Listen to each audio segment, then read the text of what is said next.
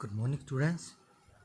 आज हम पढ़ने जा रहे हैं बी फॉर्म फर्स्ट सेमेस्टर का जो हमारा सब्जेक्ट है HAP human anatomy and physiology, उसका पहला पार्ट जो है introduction to human body.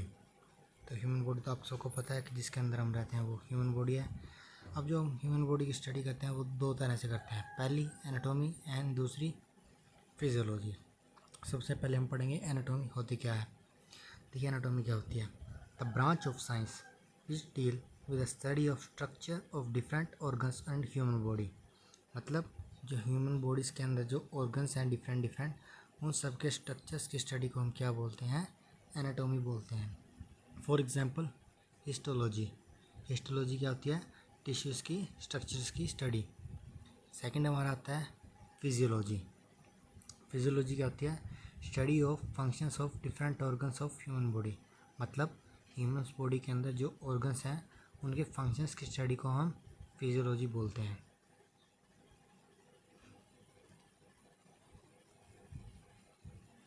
Second है हमारा level of structure and human system. देखिए हमारी बॉडी है जो उसके अंदर बहुत सारे लेवल होते हैं, छोटा बड़ा बड़ा असेंडिंग ऑर्डर में। तो सबसे पहला आता है हमारा केमिकल लेवल। केमिकल लेवल में क्या होता है, हमारे जो भी हमारे केमिकल्स मॉलिक्यूल हैं लाइक कार्बन, ऑक्सीजन, नाइट्रोजन, तो इन सबको हम केमिकल लेवल बोलते हैं जो एटम से जुड़ के बनते हैं। सेकंड हमारा आता है सेलुलर लेवल। सेलुलर लेवल हमारा सेकंड है। देखिए बॉडी का सबसे छोटा या फिर सबसे बेसिक यूनिट होती है जो हमारी सेल होती है। तो सेल के फंक्शंस और सेल का स्ट्रक्चर वो आता है हमारे सेलुलर लेवल के अंदर। जब दो या दो से ज़्यादा सेल मिलते हैं तो वो टिश्यू बनाते हैं। तो उन टिश्यू की जो स्टडी होती है उसको हम टिश्यू लेवल कहते हैं। फोर्थ हमारा आता है ऑर्गन। सेल से टिश्यू बनते हैं और जब ग्रुप ऑफ टिश्यू मिलता है तो उससे हम ऑर्गन बोलते हैं, लाइक लंग्स और हार्ट। ठीक है, कोई भी होगा ऑर्गन तो उसको हम टिश्यू का ग्रुप बोलते हैं। फिर तो हमारा आता है सिस्टम लेवल। सिस्टम लेवल में क्या होगा, ग्रुप ऑफ ऑर्गन।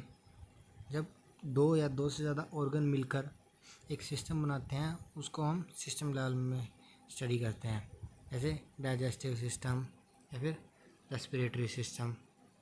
और लास्ट हमारा आता है ऑर्गेनिज्म लेवल। ऑर्गेनिज्म लेवल में क्या होगा, जितने भी ऑर्गन्स हैं, digestive system, respiratory system, circulatory system, ये सब मिलकर क्या बनाते हैं, एक ह्यूमन बॉडी बनाते हैं। तो इन सबको क्या बोलते हैं, ऑर्गेनिज्म लेवल। नेक्स्ट हमारा है बॉडी सिस्टम। जो हमारी बॉडी है उसके अंदर सिस्टम कितने प्रकार का है, तो उसके अंदर 11 सिस्टम होते हैं। इनके नाम ये हैं, नर्वस सिस्टम, इंटीग्यूमेंट्री या फिर exocrine system, respiratory system, cardiovascular या फिर सर्कुलेटरी सिस्टम, डाइजेस्टिव सिस्टम या फिर excretory system, urinary system, reproductive system, muscular system, skeletal system, immune या फिर एंडोक्राइन। लास्ट में एंडोक्राइन है। अब इनको डिस्कस करते हैं। देखिए सबसे पहला हमारा आता है नर्वस सिस्टम। देखिए जो हमारी नर्व्स हैं बॉडी के अंदर उनका काम क्या होता है, ब्रेन से इंफॉर्मेशन लेना या फिर देना, ये मैसेंजर का काम करती हैं। कुछ वॉलंटरी होती हैं, कुछ इनवॉलंटरी होती हैं। वॉलंटरी एक्शंस कौन से एक्शन होते हैं, जो हमारे कंट्रोल में होते हैं। इनवॉलंटरी जो हमारे कंट्रोल में नहीं होते, जैसे दिल का धड़कना हमारे कंट्रोल में नहीं है, सांसों का लेना हमारे कंट्रोल में नहीं है, लेकिन हमारे हाथ का हिलना, हमारा पैदल चलना, हमारा दौड़ना भागना, ये सब हमारे कंट्रोल में है। इंटीग्यूमेंट्री सिस्टम जो हमारे एक्सोक्राइन ग्लैंड्स होती हैं वो इस सिस्टम के अंदर आती हैं। जो हमारी बॉडी से वेस्ट प्रोडक्ट लाइक स्वेट होता है वो उसको बाहर निकलती है। जब आप दौड़ते हो तो स्वेट निकलता है ना, कहाँ कहाँ से निकलता है, स्किन में से निकलता है और हेयर्स में से निकलता है। तो वो क्या है, हमारा इंटीग्यूमेंट्री सिस्टम है। नेक्स्ट हमारा आता है रेस्पिरेटरी सिस्टम। रेस्पिरेटरी सिस्टम में हमारा सांस लेने वाला ऑर्गन कौन सा होगा, इसमें लंग्स। लंग्स काम करेंगे ना, ऑक्सीजन लोगे, कार्बन डाइऑक्साइड दोगे, तो ये क्या आता है हमारा रेस्पिरेटरी सिस्टम। फोर्थ हमारा आता है कार्डियोवैस्कुलर सिस्टम। इसके अंदर कौन सा आएगा, हार्ट आएगा। कार्डियोवैस्कुलर मतलब सर्कुलेटरी सिस्टम है जो हमारी बॉडी के अंदर, वो उसके अंदर क्या आएगा, हार्ट आएगा, blood vessels, arteries, veins.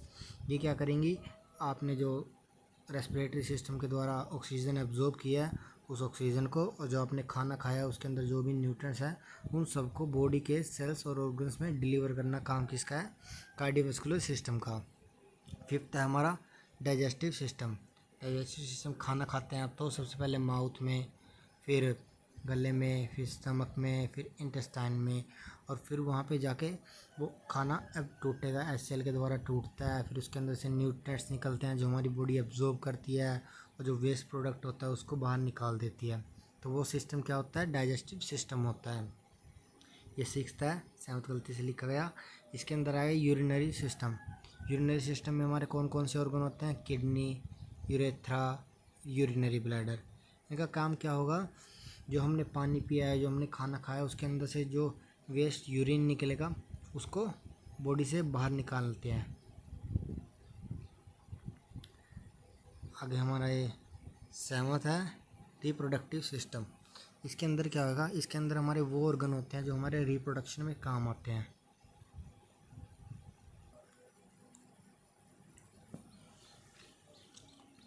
Next है हमारा मस्कुलर सिस्टम। जो हमारी बॉडी के अंदर मसल्स हैं उनको मूव कराने के लिए जो सिस्टम चाहिए उसको क्या बोलेंगे? Muscular system.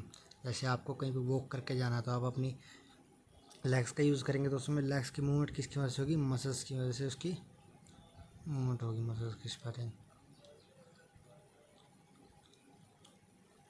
नेक्स्ट हमारा आता है स्केलेटल सिस्टम। स्केलेटल सिस्टम क्या होती है? हमारी बोन्स। अब आप खड़े हो तो आपकी बोन्स की वजह से, जब बोन्स एक दूसरे से जुड़कर मिलकर बनती है तो उसका हम क्या बोलते हैं? Skeletal system. और इनका काम क्या होता है? जो हमारी बॉडीज़ के अंदर ऑर्गन है उनको प्रोटेक्ट करना। हार्ट को कौन प्रोटेक्ट करेगा? Chest bone. लंग्स को कौन प्रोटेक्ट करेगा? Chest bone. तो इन सबको प्रोटेक्शन देने का काम किसका होता है? बोन्स का। और जब बोन्स एक दूसरे से मिलकर क्या बनाती हैं? स्केलेटल सिस्टम बनाती हैं। नेक्स्ट हमारा है इम्यून सिस्टम। देखिए, अब बीमारी चली हुई थी कोरोना, तो उसमें सब कुछ ना कुछ पी रहे थे या फिर अच्छा खाना खा रहे थे ताकि उनकी इम्यूनिटी बढ़े, इंजेक्शंस लगे ताकि इम्यूनिटी ग्रो करे और बॉडी कोरोना से लड़ सके। तो मतलब क्या था कि जो पैथोजेंस क्या होते हैं? कोई भी बैक्टीरिया या फिर वायरस जो हमारी बॉडी को हार्म करता है, उस हार्मनेस से बॉडी को बचाने के लिए जो बॉडी खुद प्रोड्यूस करती है अपने अंदर से, उसको हम इम्यूनिटी बोलते हैं।